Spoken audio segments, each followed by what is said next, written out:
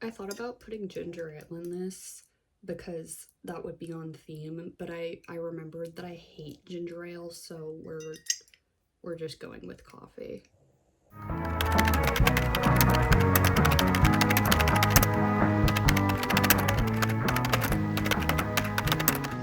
Hi, Alexi here. Welcome to my channel where I stream into the void about fandom and continue testing camera setups until oblivion comes for us all. Have you guys heard of Heated Rivalry? If you answered no to that question, congratulations, you're very impressive, because the gay hockey show that came out in late 2025 took the world by storm. I did try to come up with a hockey pun to put there, but really I couldn't. Took the world by Zamboni. I don't know. So I decided that as my little treat for finishing Alchemized, video link here somewhere, I would watch the show, and in the meantime, while I was like editing and everything, I read the books, which I really liked, so I was excited for the show. And I was not disappointed. I loved it. There's a lot of tenderness to it. I think the actors had great chemistry. I loved the music choices. It was overall just a great time. However, the fandom surrounding this show, I don't like you guys. I'm so sorry. Some of y'all are chill, but a lot of you, no. So, yeah, I decided, might as well make a video about my top 5 heated rivalry dramas. But, before we get into that, we might as well recap the show first and relive what we like. What we like about the gay hockey show. Picture this, y'all. We're in episode 1 called The Rookies. It is early 2010s. We open on Ilya Rozanov smoking a cigarette behind the hockey facility. Shane Hollander approaches him and he's like, I wanted to introduce myself, before our game. Ilya, unimpressed. But Shane continues on. He's trying to be polite, a polite Canadian boy. He says, you shouldn't be smoking here. Ilya does not give a fuck. Shane is like, okay, see you in the tournament, I guess. And Ilya is like, you're not gonna be so friendly after we kick your ass. So Ilya, who's on the Russian team, does in fact live up to that promise. We're gonna then flash forward a bit. Now this is a mainstay in both the show and the book, okay? We jump through time a lot. What I like a lot about the show is that they'll have like a montage before the opening credit sequence set to some great music that's like, this happened in this year, this happened in this year, this happened in this year. And then we get to the like main part of the episode and that's happening like within the same couple of weeks, I would say, usually. Anyways, we're flashing forward, okay? The draft has happened for these 2 rookies. All right. Ilya was first round pick and he's at the Boston Raiders. Shane, second pick, and he is drafted to the Montreal Metros. Shane is a little miffed about being second pick. The team, I don't know if he's the head coach or the owner, whatever, is like, oh, we're happy to have him on the team, and we like that he's Asian. And Shane's mom, Yuna, you can't really see her because of the lighting. She looks pretty taken aback by that, as she should be. After the draft, Shane and Ilya are the only ones working out in the hotel gym, and they get into a little competition on the elliptical bikes, and there's some tension, okay? There's some tension building, and then they both collapse on the ground. I think in the book, Shane does low-key lose their little stationary race, okay?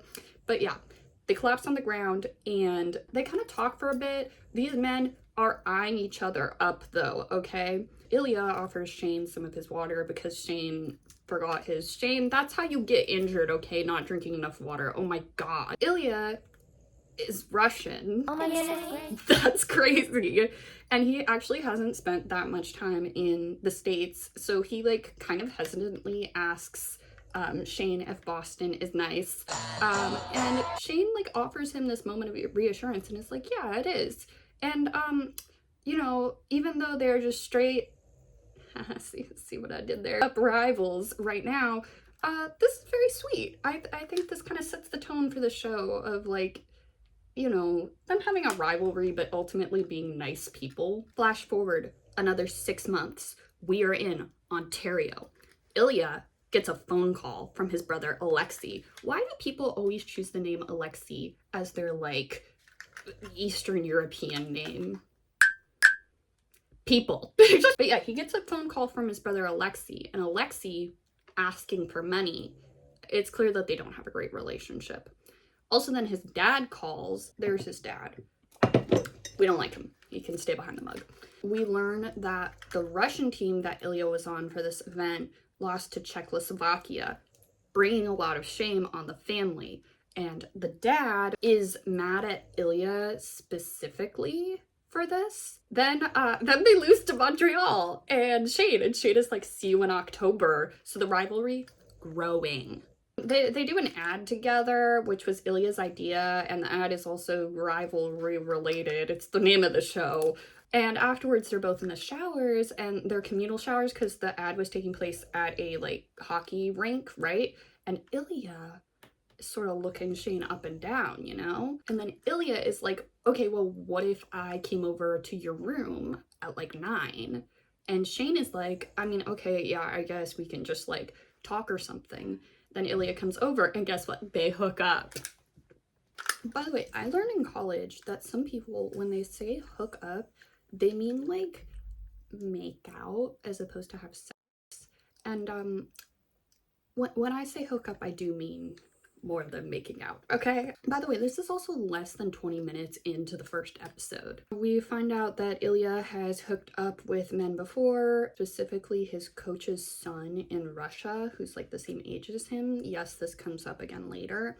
And then Shane is like, well, I have an early flight tomorrow, bye, you should leave. Alexei calls Ilya again, and Ilya confronts Alexei about not taking good enough care of their dad back here, who is implied to have early stage dementia. Shane and Ilya do a press conference together. This is my second favorite scene in the whole show, okay? It's kind of clear that Ilya is nervous. He's not understanding all these questions because he still, like, doesn't speak a lot of English. And Shane just kind of, like, taps his foot under the table and then, like, really discreetly helps him answer the questions. So he's not, like, embarrassed, but he's not put on the spot. Their rivalry might be heated, but so is their, what historians would call, friendship. So then after the next game, they play against each other, they hook up again. Ilya wants to go farther than going downtown on Shane, but Shane is worried about being quiet enough. They decide to meet at Shane's house next time, as their next game will be a home game for him in Montreal. The book also, like, has their internal monologues, right? And part of the issue here is that Shane has a lot of internalized homophobia and, like, thinks that once they do can I say that on YouTube? I'll just bleep it. Once they do anal, he's, like, actually gay or whatever. And this does make sense because hockey as a sport has, like, so many problems with toxic masculinity and homophobia. So this internalized homophobia that Shane's dealing with does make a lot of sense. I think that the show does lose out by not having that internal monologue, like, somehow verbalized. I wish they'd done that a bit because I thought it was actually handled well in the book. Like, it definitely resonated with me as a queer person. That same night, they give each other their phone numbers. Ilya's name and Shane's phone is Lily, and Shane's name and Ilya's phone is Jane. They're so clever, no one would be able to figure that out. 2 weeks later, there's a snowstorm. Boston is supposed to play Montreal, but they can't fly. They can't fly. Shane and Ilya, very sad. Shane goes to his teammate's family's house for dinner instead, and Ilya hooks up with Svetlana, who's his, like, longtime friend and is a Russian and American citizen. That's also important. And is played by Ksenia, I don't know if I'm saying that right, Daniela Karlamova. This is why I need my glasses. I don't have contacts anymore. And she's the most gorgeous woman.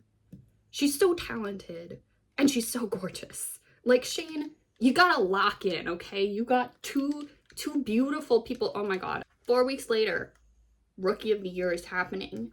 Shane wins. Oh my goodness. He does some shots with Scott Hunter, who's like an older member of the hockey league. And he's like well established and he plays for the New York Rangers. So he does some shots with Scott Hunter and other older members of the league. We also learn that Shane, during the season, he doesn't drink, he just eats ginger ale. Yes, this is also important. I'm sorry. Ilya doesn't like show his face at all. And Shane is kind of like, what, like, dude, why can't you just be happy for me? So Shane goes up to like a rooftop deck, I think it's the rooftop, to get some air because he's an autistic baddie. And Ilya is up there. And Shane is like, bro, why can't you just be happy for me? Because I won something for once over you. And Ilya is like, so they fight, but then Ilya is like fighting with him and is not like hanging out with him because he's really stressed about going back to Russia for the summer. Because remember, family issues, and also he's closeted, and Russia, not great for the gays. Ilya kisses Shane on the balcony, and Shane is like, bro, we're in public. Absolutely not. Because remember, he is really like paranoid and like really internalized homophobia is happening, okay? And Ilya is like, have a good summer, I guess. Episode 2, Olympians. These two spend the 2011 through 12 season texting and flirting and like making out off screen, I assume. Jump to 2013. Ilya texts Shane, I'm gonna score 9 goals next week. And Shane is like, why? And Ilya is like, 1 for each inch of this dick you want. This line is like kind of a joke in the fandom Loki, but that feels like, A, that feels like a lot, and B, Ilya's Russian. He's still learning English. Why is he saying inches instead of like centimeters? That's what the non-imperial measurement is, right? I don't even know how long an inch is, and I've lived here my entire life. Next game, Montreal wins. Ilya and Shane have they have a duel for the first time. Ilya checks in the whole time. What a green flag of a man. They do it in a condo that Shane bought. He also bought the condo next door, so they have like, you know, some privacy, right? Because he's really paranoid. In the book, Shane bought the whole building. He bought the whole building because he was so scared of being discovered, which I think is objectively funnier, and I do wish they'd kept that. Russia loses Olympics bad to Latvia. Shane is worried about Ilya because his friends on the American team remind him that Russia really homophobic. Ilya and his dad are preparing to go to a state dinner, and Ilya's father, I'll just move this. Oh my god. Okay. Ilya's father is like, you have brought shame onto this family. You should be ashamed of yourself. And like rants about being very disappointed in him. Ilya is like, I'm disappointed in myself, father. And then his dad is like, who tied your tie for you? Your mom? And Ilya's like, mom is dead, dad. So again, memory issues are happening. So they go to this event, right? And Svetlana, gorgeous, talented, drags Ilya away from all the like boring talk or whatever and into a bathroom where we see Sasha doing coke. So they're all hanging out in the bathroom. He's the only one doing coke though. So Sasha, he's like a 365 party girl, okay? He's living it up in Paris. And he is the son of Ilya's coach that Ilya used to hook up with. So then Svetlana leaves, and then Sasha comes on to Ilya, but Ilya actually rejects him. Spring 2014, Montreal is watching the Stanley Cup, where the Raiders are the favored team. They're playing San Francisco. So I'm envisioning them playing the Sharks, which it is funny to me because growing up, Sharks were not good, okay? But Shane's teammates are like, Shane hates that cocksucker, right? Right, Shane? And Shane is like, yeah, I do hate him. Yeah, homophobia. Summer 2014, Vegas Hockey Awards show. Ilya and Shane are presenting most sportsmanlike behavior award, and they're kind of joking, whatever. And then Shane afterwards storms off into the bathroom, and Ilya follows. And Shane is mad that Ilya hasn't texted him or talked to him at all since I guess their last hookup. And Ilya is like, okay, then come over after the show is done. So then Shane goes to Ilya's hotel room and they do stuff. Ilya says he's going back to Russia for the summer. Shane is like, well, why? You don't seem to like it that much. And it seems like the fact that he could not go back because going back to Russia is emotionally difficult for him had never actually occurred to Ilya until now. Shane then leaves because it's probably been like at least 4 years at this point. I don't remember when the show started, and they're still not at the sleeping over after sex stage. Shane thinks about texting Ilya, we didn't even kiss, but then he thinks better of it. Shane, he loves to like type out a text and then delete it, and type out a text and then delete it, and then either not send anything or send something super generic. Okay, one of his favorite pastimes. Episode 3, Hunter. This episode, this is wild, follows Scott Hunter, who plays for the New York Admirals. Remember, we met him in a previous episode. Who's like a more senior, well-established member of the league. We learn first thing in the episode, Mr. Hunter is not having a good season. So he's running, he's on his little run, listening to I guess he's listening to a hockey podcast that's like, Scott Hunter's doing really bad this season. He's doing really bad. And he stops in to a smoothie shop where he meets Kip, who is the cashier / smoothie maker. And, they're kind of flirty. They're kind of flirty in their interaction. Kip does not know who Scott Hunter is, by the way. He's not into hockey. And then another customer is like, oh, that was Scott Hunter, famous hockey player. And Kip was like, hockey. So he watches the game, right? And Scott Hunter does great. The next day he comes back into the smoothie shop. I guess they're doing another home game. And he's like, hey, I think your smoothies are good luck. I'm trying to replicate what happened last night. Can I get another smoothie? He's tipping really well. That's good. We love that. Kip is making his friends, this is a photo from the cast's Instagram, I'm so sorry. But Kip is making his friends watch hockey with him at their favorite bar. And they're like, Kip, you and Scott Hunter are you having a little flirtationship? And Kip's like, no, he's a hockey player. He's straight. No, of course not. Then Kip is working as a server at a gala because he's working as many gigs as possible and living with his dad, who's so lovely. We love his dad, so that he can save up to go to grad school for art. He's also applying for scholarships. In the books, he was a history major who's desperately trying to find a job in his field, and I think that the Heated Revelry people were like, that's just too depressing.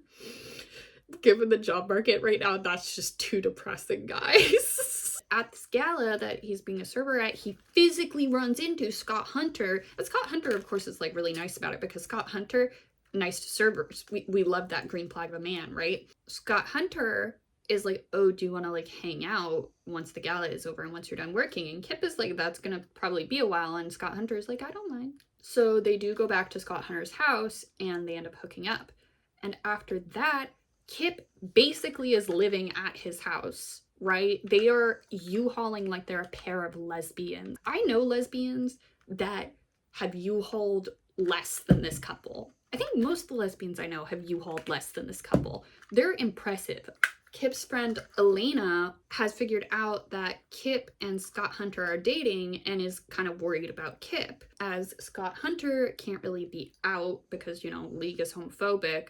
And Kip is saying he's fine about that, but Elena is pointing out that that's forcing Kip back into the closet, which isn't, not fair to him. So then they're at another gala. This time Kip is Elena's guest, and Elena is like, hey, Scott Hunter, come dance with me. And while they're dancing, she tells Scott Hunter that he's not being fair to Kip because Kip deserves sunshine, which she then follows up with, and so do you. This is what I mean when I say I think this show just like has a good heart, which I know like sounds silly to say about a show that is like low-key softcore porn, but there's just like, I don't know, like Shane also extending grace to Ilya in the previous episode, like by saying, hey, you don't, like, why are you going back to Russia if you don't want to? Or like, you know, Elena being like, hey, you also deserve to be able to live authentically as your full self. Like, these characters are extending kindness to other characters that, like, for their own reasons or maybe not being the most kind to them, even if there's like a really like valid reason to it. And I just like, I don't know, there's something really nice about seeing that, I think. Kip asks Scott Hunter if he wants to go to a birthday get together he's having with his friends. They're throwing him this birthday get together at his favorite bar where they like all are watching their hockey, and he does like tell Scott Hunter like it is a gay bar, but like I've kind of turned it into a hockey bar at this point. He says like, listen, my friends know that you buy smoothies from me, nobody knows that like we're dating aside from Elena, which he'd already told Scott Hunter that. Do you want to just like come as my friend? And Scott Hunter says he can't, and Kip is like, I can't do this anymore, and breaks up with him. He goes home, he's like crying, and his dad just gives him like the hugest hug. So the episode ends with Kip and his friends still celebrating his birthday and them like making him feel better, and Scott Hunter watching kind of wistfully from outside. So we're back at it with the like main characters, right? We're on episode 4, which is called Rose. The Montreal Metros take the Stanley Cup, which is the big hockey award, in 2014 and 2015. We're on October 2016, 10 years ago. Wild. Ilya invites Shane over to his house post-game. They have relations, and Shane goes to leave, but Ilya is like, well, you could stay and I could make you a tuna melt and also give you some ginger ale that I just like had in the fridge for you. So they're hanging out on the couch, watching TV, and Ilya gets a call from his dad, who is like super confused and panicking. Ilya like tries to calm him down and then calls Alexei and is like, I pay you to look after dad. Like, where the fuck are you? Ilya like pays Alexei a lot of his salary, and whenever Alexei calls, it's to ask Ilya for money, a lot of the time for drugs. Ilya comes back to the couch. Shane is like, are you okay? Ilya doesn't really answer because he just like he doesn't really like opening up to people, okay, you know? They cuddle, they have relations again, then Shane gets really awkward and leaves, even though Ilya doesn't want him to. This is partially because Ilya asked him if he liked girls, because Ilya's bisexual, remember, he's like hooking up with girls, but the main guy he's hooking up with right now is Shane. And the thing is, like throughout this episode, even before that, people had been like being like, Shane, why don't you have a long-term girlfriend? Shane, are you seeing someone? Shane, women. So like he's already stressed, and that's part of why he left. A few weeks later, Shane's teammate JJ invites him to his friend's restaurant's opening. JJ is like the cast of the X Squad movies are here, the super famous X Squad movies, including main actress, super famous actress Rose Landry of the super famous X Squad movies. Rose and Shane get into a conversation. It turns out Rose is really into hockey. They are having a deep conversation about like their childhoods, but she does ask him what being the only Asian kid in his junior league was like. First of all, there was one other Asian kid, Shane tells her. Second of all, like, I know this is supposed to be a mechanism for Shane to talk more about how being a multiracial person in a primarily white sport affects him, but that's just like an unhinged thing to ask somebody the first time you meet them, I think. Anyways, they actually end up starting to date, which Ilya is not happy about, but he's not jealous. He won't admit he's jealous. But then the next game that the Metros and Raiders have against each other, it's pretty off, you know. The announcers are like, where was Shane Hollander on the ice? Where was Ilya Rozanov? Which meant that they weren't like playing like themselves because their chemistry off. This game was in Montreal, so Shane goes out to a club to meet Rose and her friend Miles. Miles, who's openly gay, is flirting with Shane. These three right here then go to dance. Like, it really looks like that they're about to gear up for a threesome. Okay, guys, like, Rose is here, Shane is here, and Miles is here, you know? But guess who sees that? Ilya. So he starts like dancing and making out with some random girl. Rose and Shane go back to Shane's hotel and they have sex. Ilya, frustrated, goes back to his hotel room and has some special fun time alone in his shower, and the whole time they're both thinking of each other. I think a really cool touch with this episode is when Shane is with Ilya. Ilya has like a ginger ale ready to go for him, not just like out like room temperature in the house, but like he put it in the fridge, and Ilya does not drink ginger ale because I think he's like me and he thinks it's gross canonically. Yeah, he knows that it's Shane's favorite drink, and he knows that Shane doesn't drink during the hockey season, like drink alcohol. But when Shane gets lunch with his parents this episode, or is at a restaurant or a club, people don't understand why he doesn't want to drink alcohol and sometimes like pressure him to drink. I think this episode pairing people questioning why Shane doesn't date women, as well as why he doesn't drink alcohol together, then having Ilya have ginger ale for him in the fridge because he knows Shane is coming over. I don't know, it's just like a really nice relationship building touch. Okay, episode 5, I'll Believe in Anything. We actually don't do a time jump at the beginning of this episode. We start immediately after Shane and Rose's night together. And Rose is leaving to go shoot because she's shooting like a movie there. And Shane apologizes to her. So Shane did not do a great job with the heterosexual sex, I guess. Later, they're getting food at the restaurant they met in. And Rose is like, my friend Miles, he's gay. And Shane is like, cool. And Rose is like, I get the feeling that maybe you might like someone like Miles more than you might like someone like me. So Shane says, yeah. And this is like the first person he's come out to, like, ever. So Rose is like, let's stay friends. And Shane agrees because, like, you know, he needs somebody he can confide in. 2017 All-Star Game.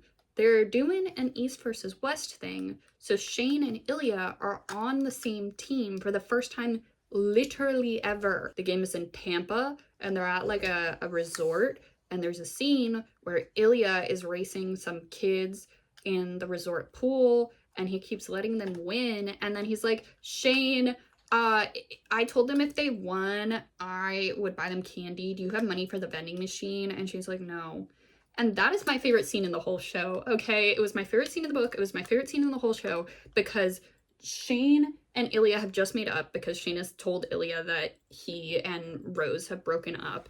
And, like, Ilya is just feeling some joy and some whimsy, clearly. And he also gets to, like, interact with Shane in public, which he usually doesn't get to do.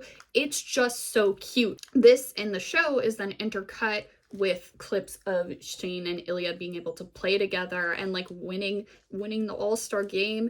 And then at the end, Ilya gives Shane a little kiss on the cheek because I guess men are only allowed to show affection once they win at hockey. Ilya and Shane go to hang out in a hotel room, and Shane tells Ilya that he's gay, and Ilya is like, yeah, I kind of figured that out. And Shane is like, no, I'm like completely gay. I don't like women. And Ilya is like, oh, okay, cool. And then Shane is basically like, I feel like this is more than a hookup, and I know you feel the same way. If like we were able to date, would you want to? Because like they can't be out, because remember, like, League homophobic, and also like people are just really dead set on them being rivals, which feels a little arbitrary, but that's like the main issue. It's not the homophobia, it's the rivalry, the heated rivalry, if you will. And Ilya is like, well, in this hypothetical, I wouldn't be able to go home to Russia because Russia is homophobic, and my dad is in the police and so is my brother, so like there would be no leniency for me. And then Shane asks, like, oh, like, what does your mother do? And Ilya's like, she's dead.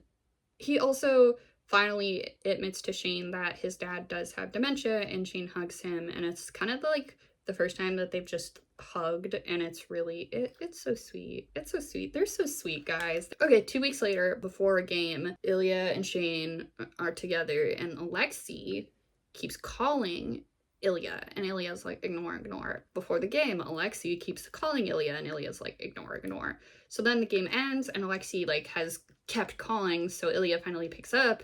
Alexei's like, Dad died. Ilya and his brother get in a huge fight after their dad's funeral, and then Svetlana, beautiful, gorgeous, talented woman, comes to break it up. Alexei calls her a whore, at which point Ilya, because he is a feminist, shoves Alexei, and he's like, listen, you can go live in my apartment, which is completely paid for. I will set up a trust for your daughter, my niece, so she won't have to worry about money when she's like 18. She can access it at 18. Do not contact me again. So Alexei leaves, and Svetlana gives him a hug, and he's like, I don't deserve you, to Svetlana, and she's like, you do, which again, characters telling other characters that they deserve better. Svetlana is like, you do, but you don't love me in the way that you love Jane, who, remember, that is Shane's name in Ilya's phone. So they like tell each other they love each other, but like in a friend way, right? So what I like to do in my videos is when somebody dies, I tear them off the board. And Alexei isn't dead, but he's not in the show anymore, so he can leave too. Shane and Ilya call, and Ilya says that he doesn't have it in him to like speak English right now. And Shane is like, well, why don't you just like say what you want to say in Russian and I'll listen. I won't understand it, but like you can get it off your chest. So then Ilya has this like beautiful monologue about how he feels like so much pressure has been put on him, you know, both just like in general, but also during the funeral by his family, and like, you know, all of his emotions. And he ends it with, I'm in love with you, but it's in Russian, so Shane doesn't understand it. Yeah, it's just a very sweet scene. 1 week later is Metros versus Raiders. They're gonna meet up afterwards. Very highly anticipated first time seeing each other post Ilya's dad dying.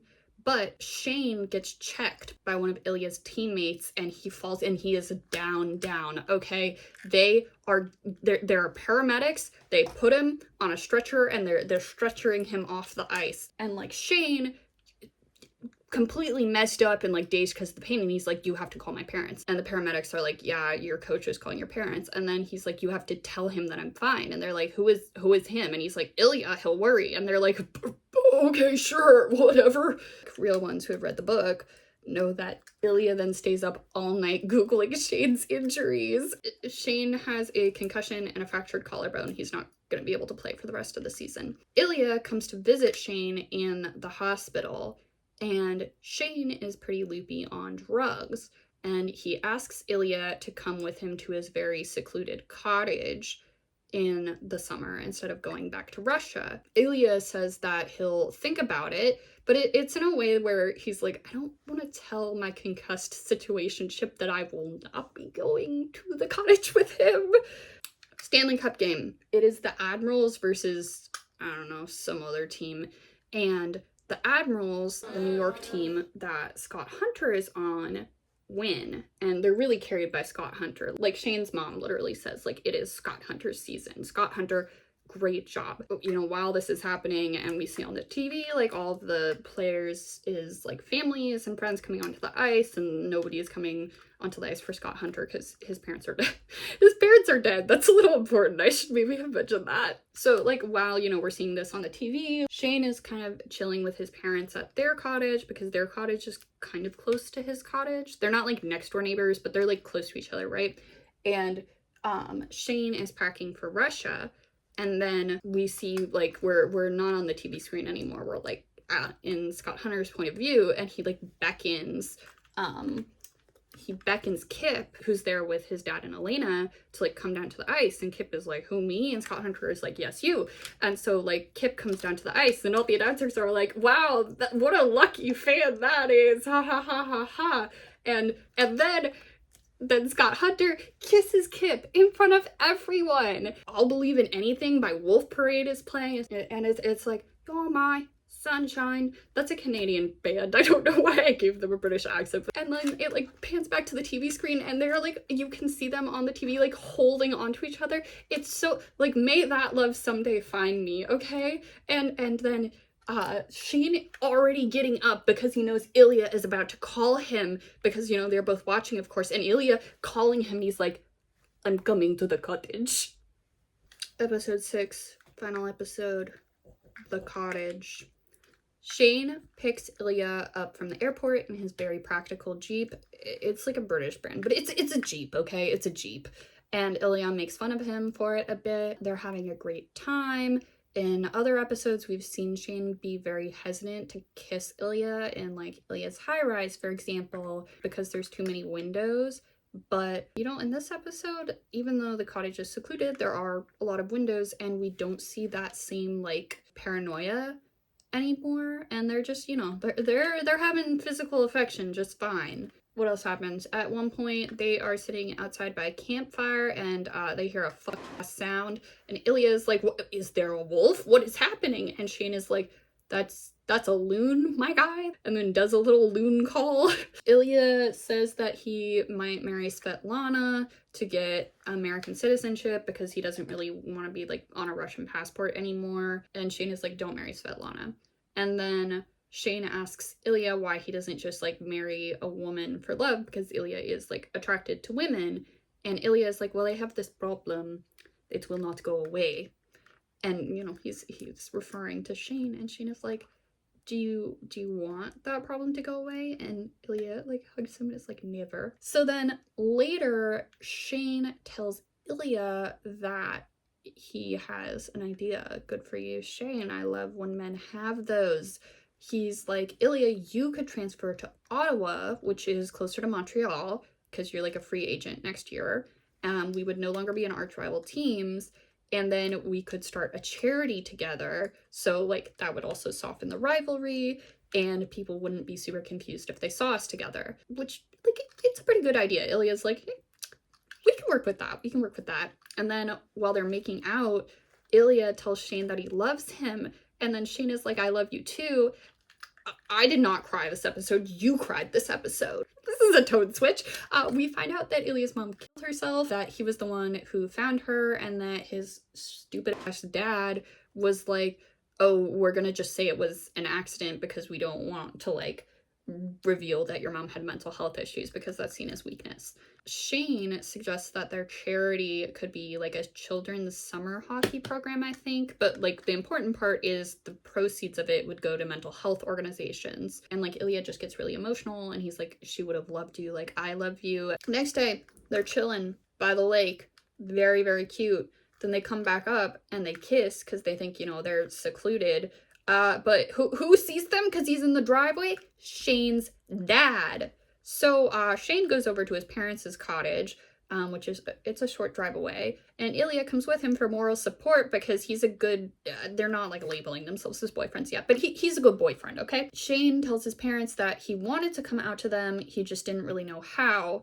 And they ask Shane how long he and Ilya have been a thing. And they're like, oh, it was like since the All-Star games this year. You guys had such great chemistry. And Shane is like, no, no, it was our rookie season. And Ilya is like, no, it was actually the summer before our rookie season. And Shane is like, Ilya, you're not helping. Ilya, you're not helping. So they talk a bit more, and then Shane's mom goes to get some air, and Shane goes after her. And he apologizes to her, and he's like, I tried to stop it, like, and referring to, like, he tried to stop seeing Ilya, and I think he, like, tried to stop, like, being gay, I think. And she just gives him the biggest hug, and she says, I'm sorry that I made you feel like you couldn't tell me. It's just, like, that's such a sweet thing. Like, his parents are, you know, they have their flaws, definitely, but they're so supportive of him, and that was also really just, like, such a sweet thing to see. They go back inside, and his mom, who's like basically his manager, like she's good at keeping him booked, okay? She's like, oh, we could reach out to these brands and you could do like a pride thing, blah, blah, blah, blah, blah, because his parents think that he wants to come out. They know that Shane and Ilya don't want to like announce that they're dating, but I guess they think that Shane wants to come out. Shane starts to have a panic attack. Ilya calms him down. Again, I didn't cry. You cried this episode, actually. Then Shane's parents are like, okay, we can talk more about it later. What if we came over for dinner at your guys' cottage and we all had dinner together? And they're both like, yeah, sure. And then the show, season 1 ends with them driving back to the cottage together. And then the Shane's parents, who like love Ilya, and Shane will come over for dinner later. And it's so sweet. I want to give Rachel Reed like a special shout out piece of credit here. At least in the first book, which then maps onto like the first season of the TV show, she doesn't resolve the issue of Shane and Ilya's secret relationship with them being outed. Like, I remember reading Red, White, and Royal Blue when I was younger, which I do really, really like, but that's how they resolve, like, God, what are those characters' names? It's Prince Henry and Alex Claremont Diaz. But their like secret relationship is resolved by a paparazzi getting and publishing a photo of them kissing. And like once again, I do actually I like the book a lot, but what I realized was I was just holding my breath when reading Heated Rivalry and waiting for them to be outed. And then when that didn't happen, at least in the first book, like I realized that was such a huge weight off my shoulders, and it made watching the show a lot more fun.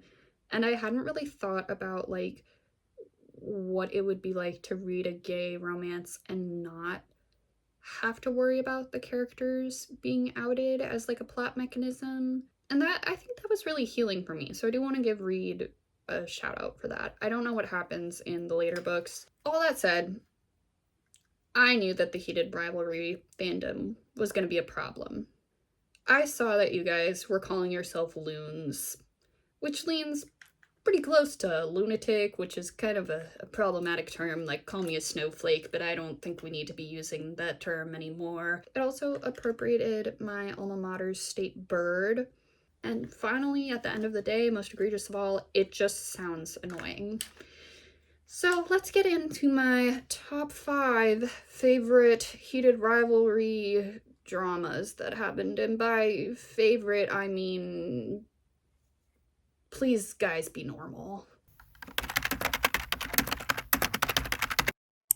Okay, originally I was going to call this section Heated Rivalry Drama, and to be honest, I'll probably still keep that in the title, but I think what maybe fits it more is Heated Rivalry Fandom Being Problematic incidents.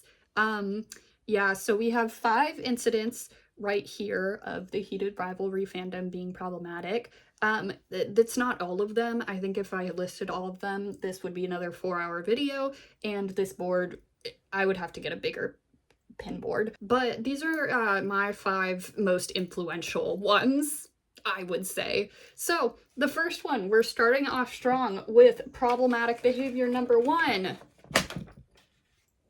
Accusing Connor Story, who plays Ilya, and Hudson Williams, who plays Shane, of queer baiting.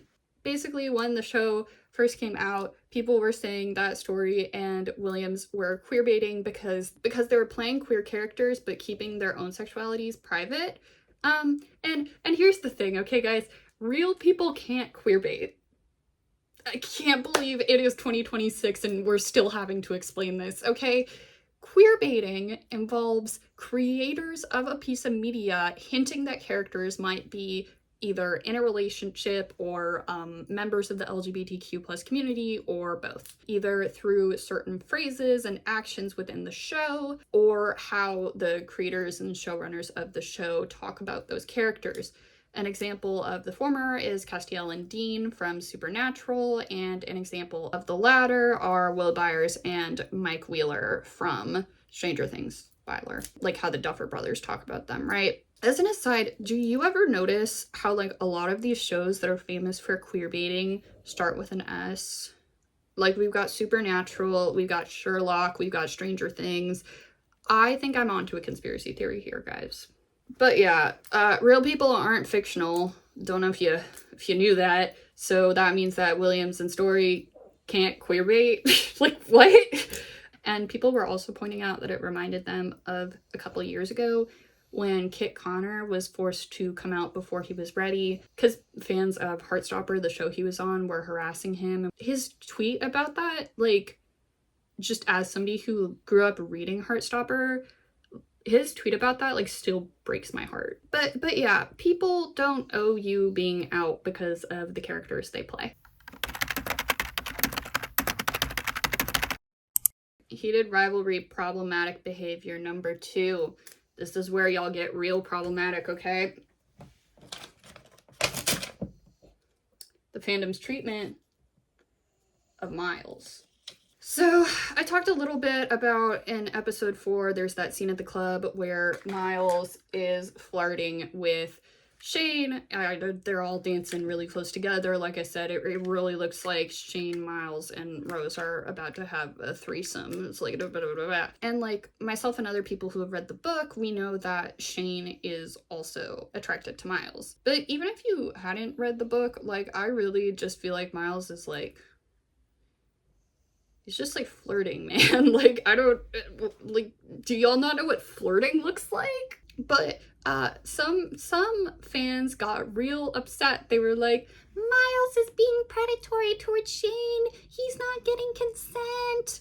And like, yeah, he probably should have asked before dancing that close to Shane. Like, that is true. But a lot of them appear to be mad that Miles was just flirting with Shane in general. And like, other fans, particularly Black fans, pointed out that this behavior of being like, Miles is the worst person ever, kind of racist. Some Threads users pointed out that in both the book and the show, Miles represents what Shane wishes he could be, very openly and joyfully queer. And I think there are also issues with a Black character's purpose being to like serve as an aspiration for a non-Black character. Like, there are issues there as well. I also read Miles as a bit more, one might say, feminine in his mannerisms and how he chose to dress. And when I say like a bit, I mean like the tiniest bit compared to Shane and Ilya, who are like both masculine sports players. And to further dissect where that comes in, we're gonna have to talk about MM romance real quick. MM is traditionally a book genre of romances between two men, and MM books tend to be written and consumed largely by a cisgender heterosexual female audience. There's a lot of theories as to why this is, which I'll like, sprinkle in some of those theories later, but like, considering that it is mostly cishet women who are reading this book, and that's not to say there are like no queer people and no like masc people that are reading this book, because there certainly are, but the primary audience, at least from what we know anecdotally, is cishet women. And I think with MM romance, that largely cishet female readership want to read a relationship between two masculine men, partially because they're maybe imagining themselves as the object of these men's desire. As theorized by K.M. Mitchell, paraphrased by Guy Mark Foster in the paper What to Do If Your Inner Tomboy is a Homo, Straight Women, Bisexuality, and Pleasure in M/M gay romance fictions. For some women, the conventional gendered dynamics of mainstream heterosexual romances offer limited oh my god, I've practiced saying this word, I'm so sorry guys. Identificatory pleasures for its more daring female readers. This is not the case with MM romance, which generally offers its female readership to protagonists, not one, and therefore afford these readers greater mobility as well. These cishet women who are reading this book or watching the show don't want a threat to their MM fantasy that includes two very masculine men, because they don't want to read and imagine themselves in that story. And in Heated Rivalry, Miles isn't a strong masculine man compared to Ilya and Shane. Okay, so to be so honest with you, I was actually on literally on problematic number 5, but I went to go get a quick snack and I realized I have a better way of explaining what I want to say about Miles. It isn't that Miles's like mannerisms and how he dresses are like a lot more what we would see as traditionally feminine than Shane and Ilya's. It's more that the example of masculinity that we have in the show, it's more that like most of the men in the show that we see are hockey players, which then we associate like the pinnacle of masculinity in the show, at least, with playing hockey. And these hockey players, while some of them are gay, they are in the closet.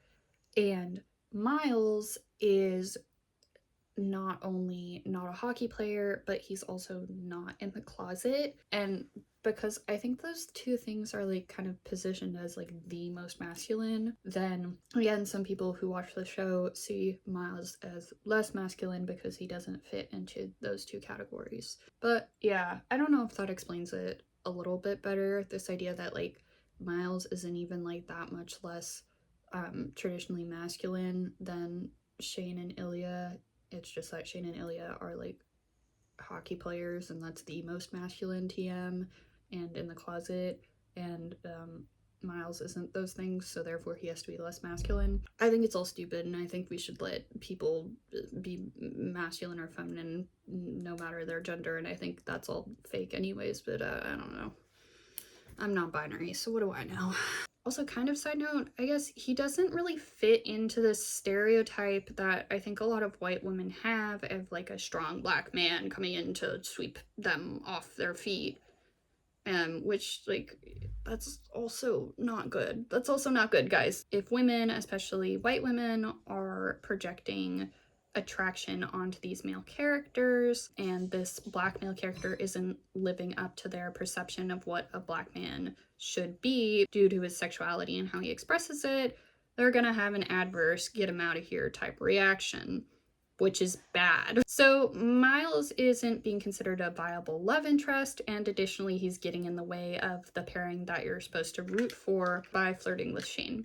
And as other Black Threads users have pointed out, the man that he's getting in the way of is white. So when these audience members' knee-jerk reaction of, oh, Miles is being predatory goes unexamined, what they're reacting to is fear and anger that this black character that they can't project their desire onto due to racism and homophobia is going to usurp the white male love interest. Meanwhile, I think the scene that Ilya has with Sasha back in Russia is not getting the same energy. Yes, Sasha knows that Ilya is queer and has had a relationship with him in the past, but he assumes that Ilya will still want to have relations and also gets pretty into his physical space without consent.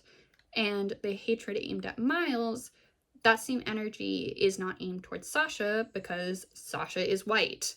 I also have to point out that other black characters like JJ and Carter are played by lighter-skinned actors who are very talented and are doing a great job, but those characters are described as darker skinned in the book, and I think that Miles is the only darker skinned black character in the show. Like, that bears mentioning as well. Heated rivalry fandom being problematic number 3. I call this one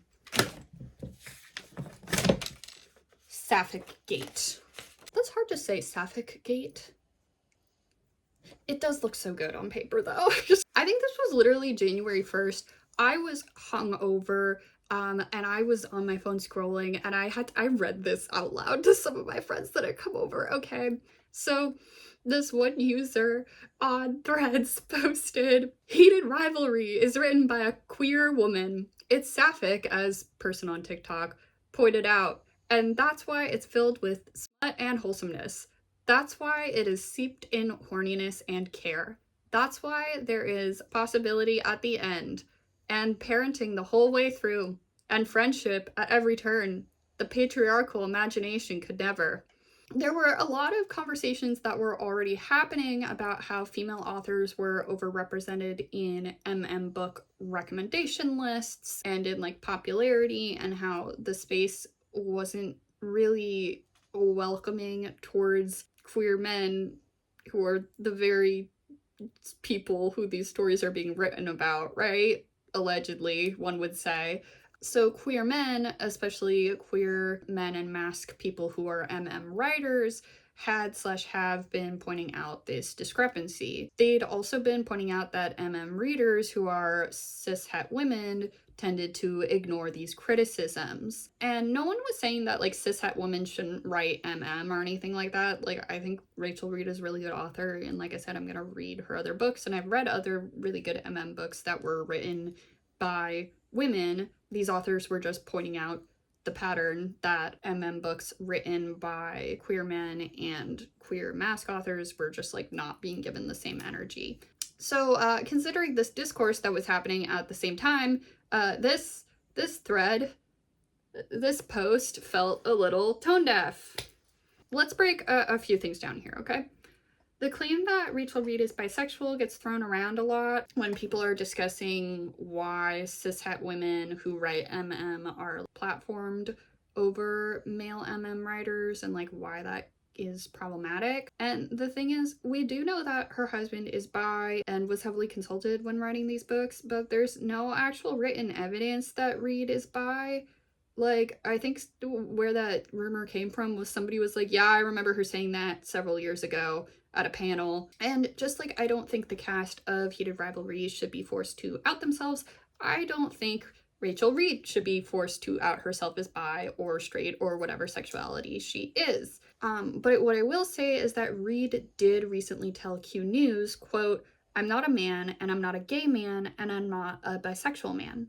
That's who I'm writing about. So as much as I know people want to know, I don't think it ultimately matters." So what Reed herself is saying here is that no matter her own sexuality, she still is somebody who is not a queer man, who is writing about queer men, and she understands that she has a responsibility to be respectful when doing that. 2, there's actually already a term for soft romance involving two queer men, and it's not sapphic, it's Achillean. Like, you know, Achilles, the Greek hero, whose lover was Patroclus. Do I have a copy of Song of Achilles over here? And, you know, maybe some good that came out of this was that I personally learned the term Achillean. It breakdown number 3 over here.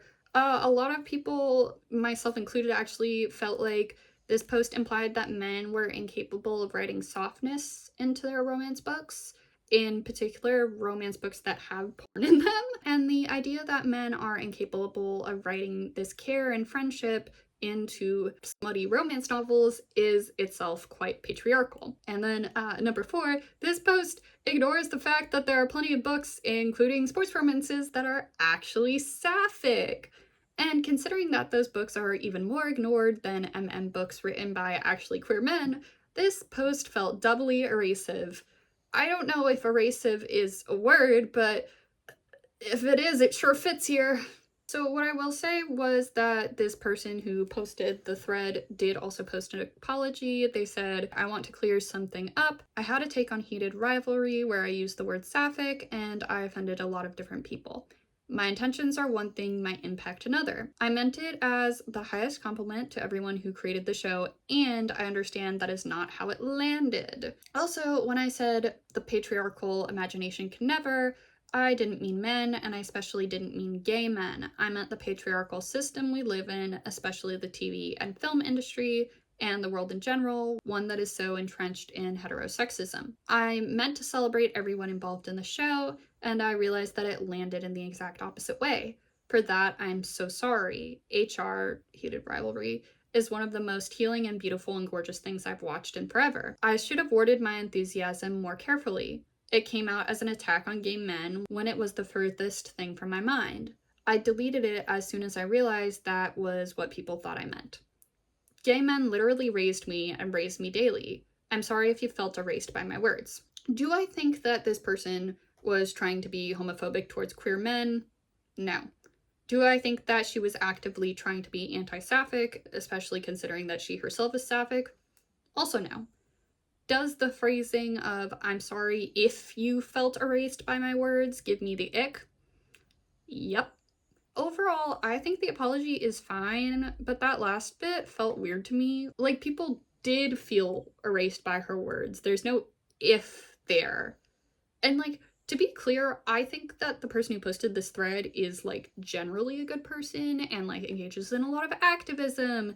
I think she's doing a lot of good work overall, and I don't think we should, like, cancel her and all of her other work over this one post. As somebody who's non-binary and bi, but also spends a lot of time in sapphic spaces, I thought it was kind of a weird take, but I am glad that she walked it back and, you know, she committed to doing better. That's cool. Heated rivalry fandom being weird number 4. I just don't like when they don't make nice ripping noises. The Salt Lake City bar spreadsheet incident. So this one is more recent, all right? A guy posted on Threads that he, a gay man, had gotten kicked out of a bar that was doing a heated rivalry screening. The bar wasn't like a sapphic only bar or like for femmes only, and it wasn't a gay bar either. It was just like a bar. That said, according to him, he was the only man there. Let me read the first part of this out. It's a long post. Went to a watch party at a local bar last night, and then clarifies not a gay bar. I was the only male there. I sat in the back, watched, and just kept to myself. Said hi to a couple of people when I ordered. I was asked by the staff to leave after episode 2 because my presence was making the women uncomfortable. I asked them very calmly, quietly, and politely. I asked if I did anything wrong. Bartender was so kind and said not at all, and I asked if I was disturbing anyone. She said no and apologized over and over. They had 6+ people ask to speak to the manager because a guy is here and afraid I was going to be turned on, one said. Another, I was there to... There's a lot of grammar errors in here. Another, I was there to watch people get turned on. I was wearing a black t-shirt that said gay AF on the front. I stated, but I'm gay, this is a queer story, and I wanted to share this experience with allies. So the thread has since been taken down, but he did say that he paid his tab and did ultimately leave the bar, and when he left, the whole room clapped. That is a direct quote. From my understanding, he is seeking legal action against the bar, which is part of why he hasn't named it, because like his lawyer advised him not to, and then part of why he took the original post down is because people were doxing him to his work, and that's not great for his legal case or for his physical safety. Now, what I've noticed is that people on Threads tend to take his side, while people on Blue Sky are a lot more skeptical. One user took it upon herself to compile a spreadsheet of all bars in the city where this took place, as well as like bars in a surrounding suburb. So the person posted, "The curiosity was killing me. The guy said he found the ad on Instagram and that as of today, the post is still up. So I spent an hour or so on a spreadsheet of every single bar, pub, or club I could find in Salt Lake City, almost 100. None of them posted it." And then it's a picture of the spreadsheet. First of all, that would take more than an hour. It's not an hour or so. You took a long time out of your day to make this, lady. Okay. This same user had said that he called a queer woman, specifically her, I think, who questioned him a bitch, which actually what had happened from what she posted was he liked a comment that said something along those lines, which is not great, to be clear. And then she replied to another post. She said, "Down pat, including the white guy saying white women to complain about women in general." Like, here's the thing, okay? There are absolutely women who are queer and who are not white and who are both of those things who are being problematic in the heated rivalry fandom. However, as somebody who has been around a lot of white women have this certain, like, feeling entitled to feeling comfortable in a space, and that leads to them wanting to kick out anyone that makes them feel uncomfortable in the space. like we can kind of bring that back around to the treatment of Miles. Seeing him as like a threat and undesirable and wanting to like take him out is pretty textbook white woman behavior. The person who was posting on Blue Sky also said that he posted the story to, quote, make women look bad, and people on Blue Sky that I've seen, primarily women, seem to be agreeing with her. And here's my take, okay? When I saw this story and I saw, again, exact quote, the whole room clapped, I was like, this story is fake. I grew up with Tumblr fake stories, which like 97% of which end with, and everybody clapped, to the point that it's like now a joke. Considering all of that, right? Here's my my overall take. I actually don't know how much it matters whether or not this story is fake, because A, it's believable, and B, it's absolutely happening in online spaces. And this comes back to Sapphic Gate a bit, right? Women, especially cis het women, have decided that the space of hated rivalry fandom is for them. And I think there's like a few theory reasons why this is. The main one I see people talking about and like sort of alluded to in the Miles section is that romance spaces are a place for women to imagine themselves as the object of desire without having to contend with the trauma of being objectified as a woman. Women aren't safe from sexualization, literally just walking down the street, because like catcalling is the best case scenario for a lot of my friends who are femme. And a book that has sexual content where women aren't the object of desire, even consensually, can be a source of comfort, considering that trauma that like women do go through every day. Like that is a very real thing, right? Additionally, in the paper I previously mentioned, the What to Do If Your Inner Tomboy is a Homo by Guy Mark Foster, Foster argues that through his own anecdotal observation, many writers and readers grew up as tomboys. To quote Foster, tomboyism, a history of having been a tomboy, or at least of having imagined oneself as one, or perhaps being one still, is central to the gender identifications of a handful of female-bodied writers and readers who are drawn to this particular subgenre. Foster continues by referring to research that suggests that tomboyism and readers of slash fanfiction, which is fanfiction that pairs two men, and where the genre of romance comes from.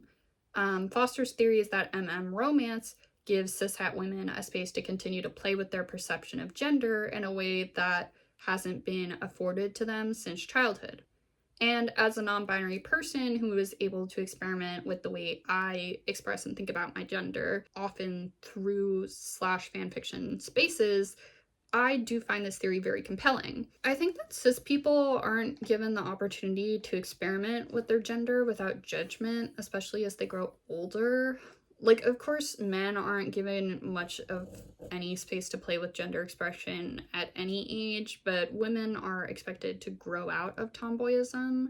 And I think romance gives cisgender women a space to play around with their concept of their gender and gender expression, even if it's like subconsciously. Like everyone has their own concept and relationship to gender, even people who have always identified as cisgender. But our society thinks that only trans people should be allowed to think about gender for some reason, and cis people feel like they shouldn't think about their own gender and gender expression after a certain age, which is like, that's just sad, okay? And, you know, I've talked a bit about how the overall readership of romance tends to be cishet women, which is why I'm talking about them in particular. And that seems to be the group that's really taking over fandom of the show. But what a lot of fans of Heated Rivalry that are cishet women are perceiving is that Heated Rivalry is their space, as they're either A, used to cishet women dominating the spaces they're in, or B, in an echo chamber fan space, like their Heated Rivalry side of Threads, side of TikTok, side of Blue Sky, whatever, where everyone is a cishet woman. A lot of them, and I'm not saying this is every cishet woman fan of Heated Rivalry, like I'm seeing a lot that are being huge allies to queer people that are watching it, and like specifically like queer men who are in Heated Rivalry spaces want to see gay men on their terms, such as on a screen, but don't want to acknowledge that they're a guest in the space of a gay love story. They don't want to actually see gay men in real life because they're not interested in real gay men. They're just interested in fictional one. Remember how we're talking about a Blue Sky post? Obviously, some of the women that are in this space that are questioning the Threads post that I was talking about are queer. But I think the reason that this woman is dedicating so much time to like making this spreadsheet and why other women are supporting her or like even actively helping her is that they don't want to acknowledge that women who are often cishet are chasing men out of a space where they are consuming a story about queer men, right? And as for these queer women on Blue Sky, again, who are like making this spreadsheet, I think that part of it is they don't want to acknowledge that they are in community with people that are part of the problem and that they themselves are part of the problem because they are not sticking up to people that are perpetuating the problem. And they think if they disprove this bar incident, then that'll be the case. To which I have to say, good luck, babe. Okay, so heated rivalry fandom being problematic number 5. Final one for this video. Gosh darn it! Okay guys, sorry, the only pin I could find quickly was a sewing pin, so that's what we got. Drama number 5 is fans being weird to Francois Arnaud, who plays Scott Hunter. I am scared of French. That's a fun fact about me. I'm scared of French, so I know I said that badly. However, it is what it is, okay? We're gonna be referring to him by his first name, not because we don't respect him, but because I know how to say Francois. Don't know how to say his last name. Sorry. Literally, I thought I was done writing about drama, but as I was writing the script, I was scrolling on my morning scroll, and guess what I saw? Drama about heated rivalry. And this was like last week as a posting, and I'm sure there will be like 5 more things that have happened by the time I actually get this out.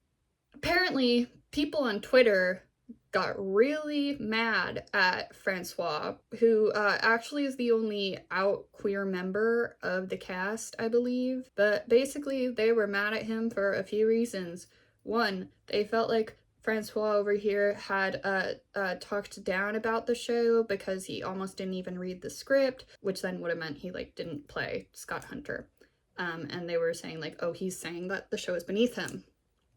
2, they said that he had called the paparazzi on him and Connor Story when they were leaving the airport. 3, he unfollowed all of the cast. And 4, he called the show gay porn. We'll break this down reason by reason, okay? Reason number 1, the show is beneath him thing. What he actually said was that his management team almost didn't give him the script to read, which then would have meant he didn't say yes to the role. He was offered the role. He didn't technically audition like traditionally, right?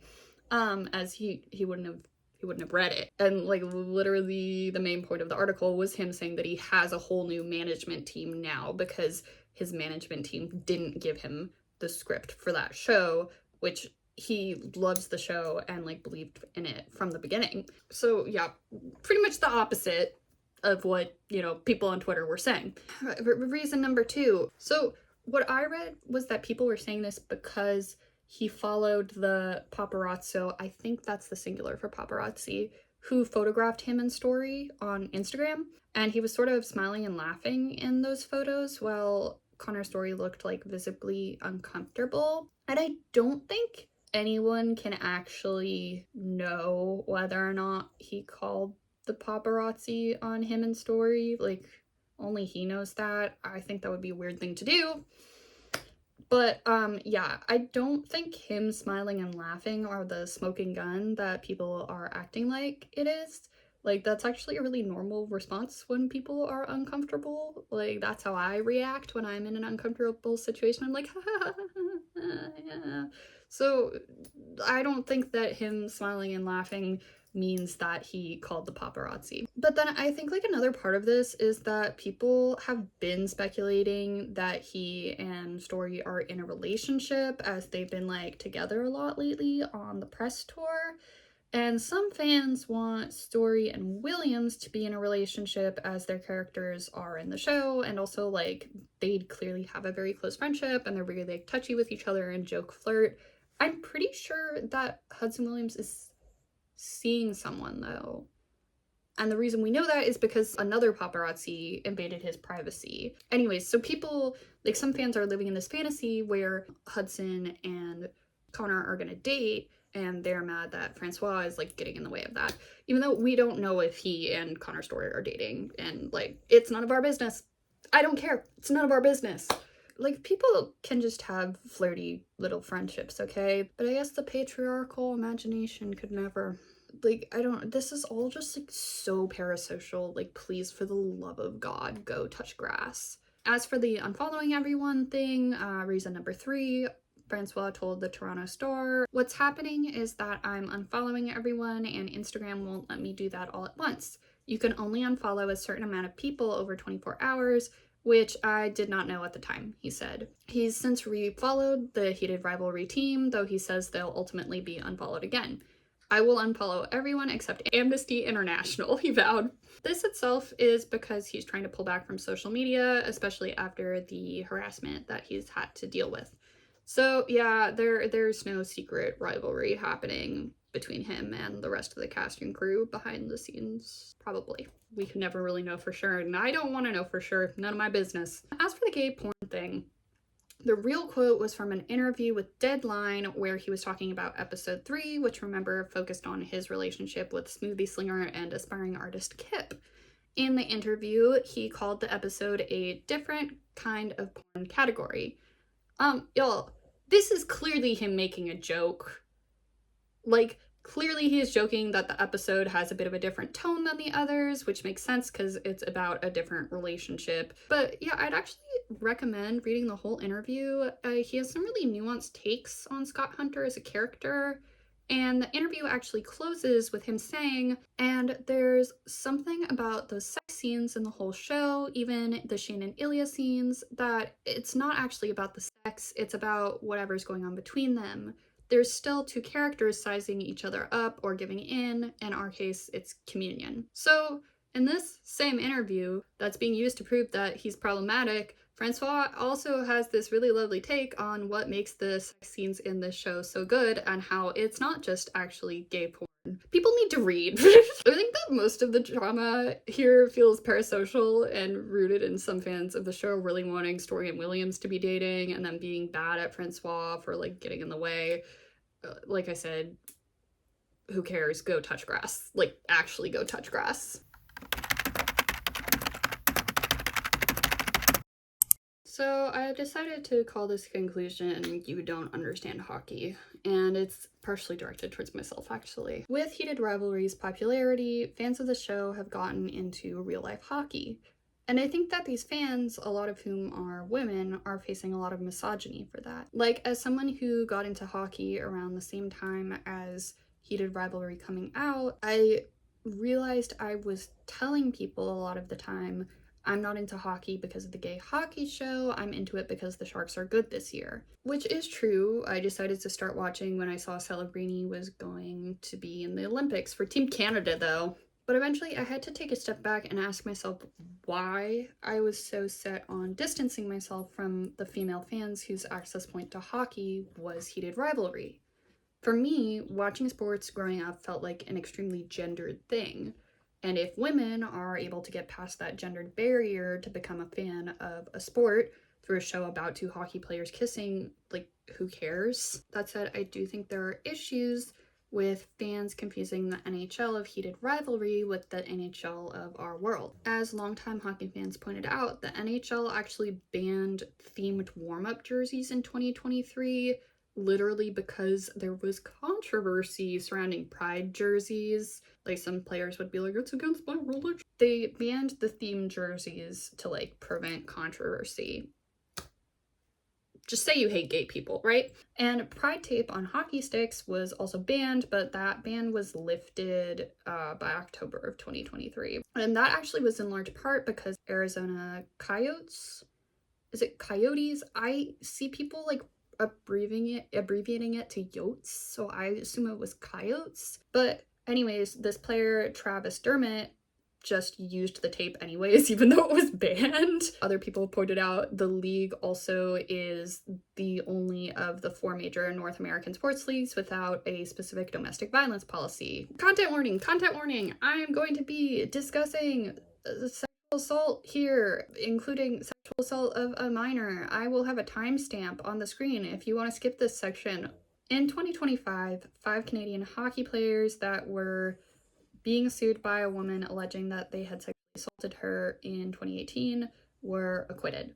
The accused players were Michael McLeod, who currently plays for Avangard Omsk in Russia, Dylan Dubé, who plays for Springfield Thunderbirds in the American Hockey League, Cal Foote, who plays for the Chicago Wolves in the AHL, Alex Formenton, who was playing for HD Ambri Biota in the Swiss Hockey League but is eligible to rejoin the NHL, and Carter Hart, who plays for the Vegas Golden Knights in the NHL, just in case you wanted to know. Hockey Canada directly paid investigators to look into both that incident, which took place in 2018, and another that took place in 2003 on the behalf of the players, not on behalf of the victims. In 2022, it came out that Hockey Canada literally has a fund set aside to pay off victims of those abused by members of the league, including sexual assault victims. And this issue of sexual assault being normalized, of course, extends to the United States as well. I found a 2022 news article about Reed Boucher, who used to play for the NHL but now plays for Avtomobilist Yekaterinburg. I'm so sorry to people who speak Russian.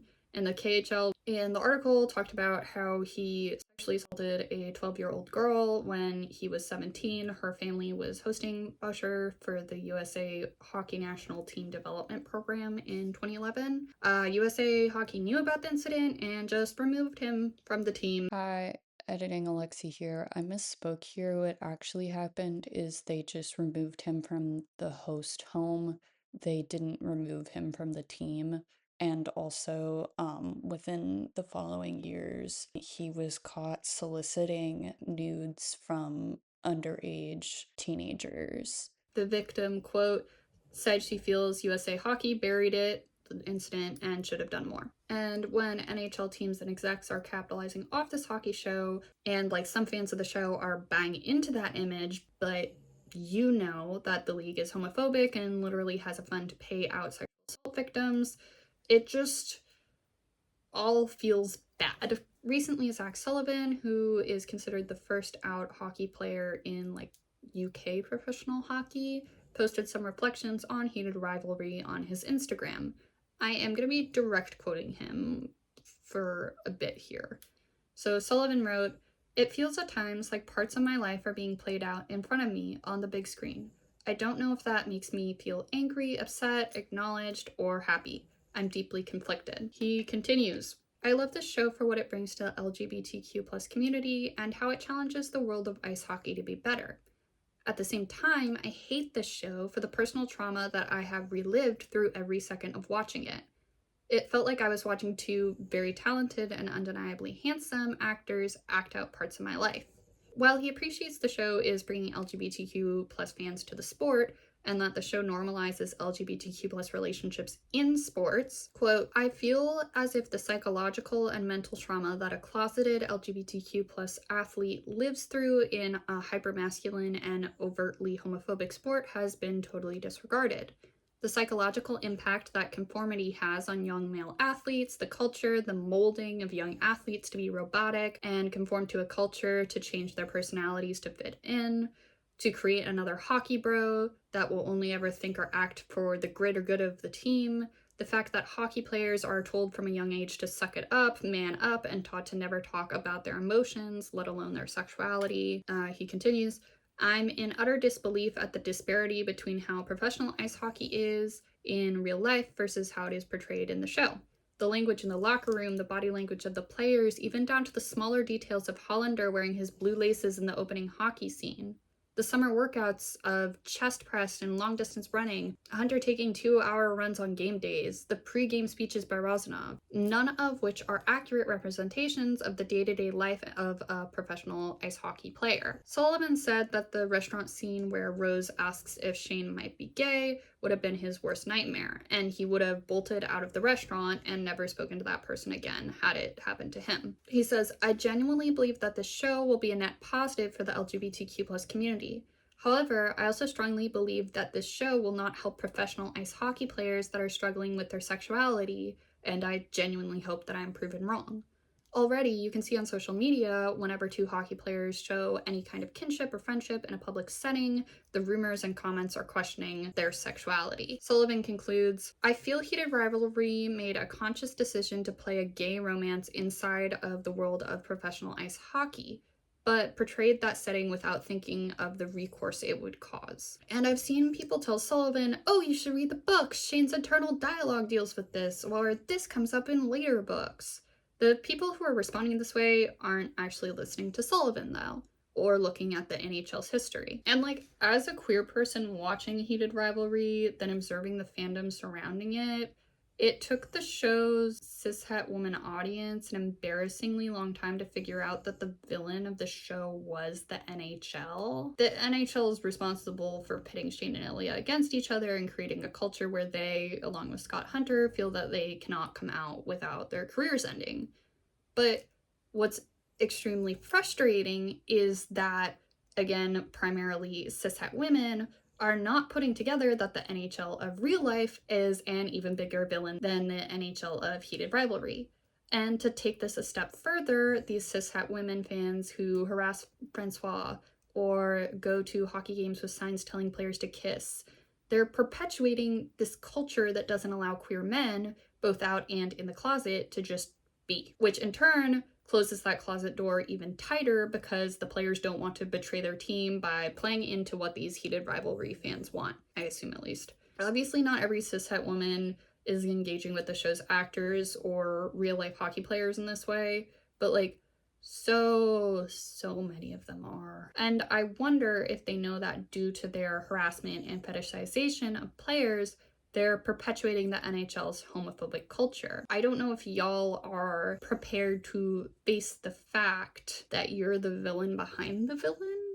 Like, to spell it out for you, the real villain in the show isn't the NHL, it's the structural homophobia baked into our society that permeates the NHL. And some of you fans of the show are actively upholding and perpetuating that. And still others are in community with the fans upholding and perpetuating it and not calling them out for it, which then means that y'all are passively upholding the systems that created the NHL. Some of y'all are the villains in the real lives of real closeted NHL players. Do better. Hi, Carlexi here. Carlexi, if you will. I'm doing my favorite hobby of eating the snack I got at the Japanese supermarket in the car in the parking lot of the Japanese supermarket. However, I interrupt this conclusion to tell you there's been more drama, which I figured would happen. Basically, these two hockey podcasters have this podcast called Empty Netters, and they played elite level hockey, but they weren't in the NHL or AHL or anything, I think, right? And they had a whole series where they were watching Heated Rivalry and like reacting to it, and those were their most popular videos. Also, they're brothers. I could not watch that show with my sister. If somebody, you couldn't pay me. Anyways, and they're both straight men, so people were like, "Oh, haha, I love the straight hockey bros, love this show." But then text messages from one of them got leaked that was saying like, "Oh, I hate this show," or like, he wasn't saying, "Oh, I hate this show," but he was like, "I don't like the show." And he said it was made to make blue hair Twitter users happy, and that it was just there to like check diversity boxes or something, I guess, which then he said it was because he wanted it to be like the Friday Night Lights of hockey, which like, okay. And then he was like, yeah, I was bitter because I wanted to make a show that was like the Friday Night Lights of hockey, but it didn't get greenlit. See what I did there? Lights, greenlit. He also said that the timeline was off because the original article that published the leaked texts made it seem like he was texting his friend this while he was watching the show and making like videos with his brother that were like, I love the show, but then he was like, no, that was like when I just started watching like the first 10 minutes of the show, but then I decided I liked the show.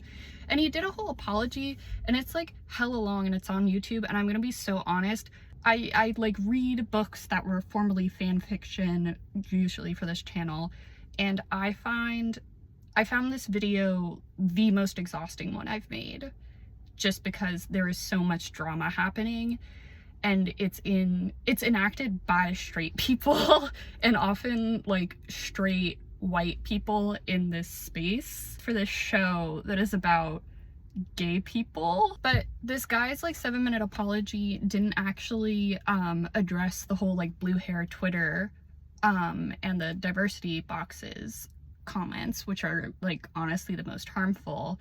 And then I think like most people who are fans of Heated Rivalry are, you know, no matter their sexuality, being like, hey, this was not an adequate apology. But there are some cishet Heated Rivalry fans that are like, we accept your apology, and they're like bullying queer people online for being like, hey, we don't accept the apology actually.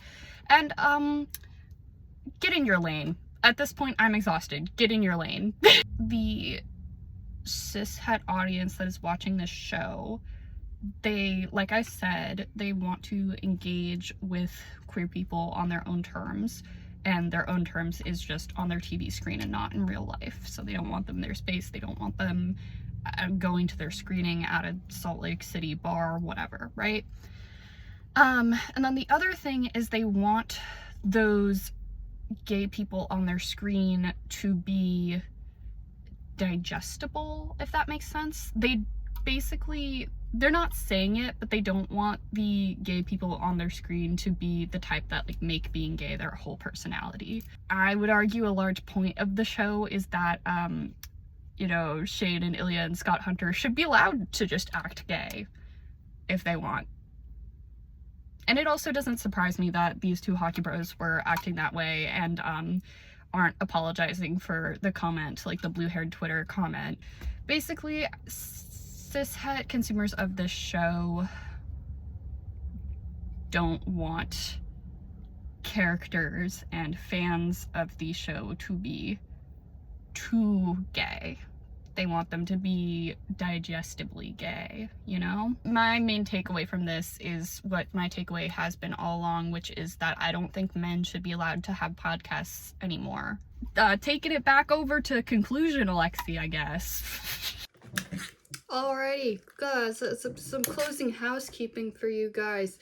My intro and outro song are Take a Vacation by the Young Veins. All channel art is by me. All video graphics like title cards and, you know, that kind of thing are made by me in Canva. What else? I made this mug for this video and I'm really proud of it. So yeah, it says cottagecore. Sources are linked in the description, as is my email. Email me. I would love that. It would make me so happy. Like, comment, subscribe, please. Thank you. See you in the next one. Bye bye. Go Sharks.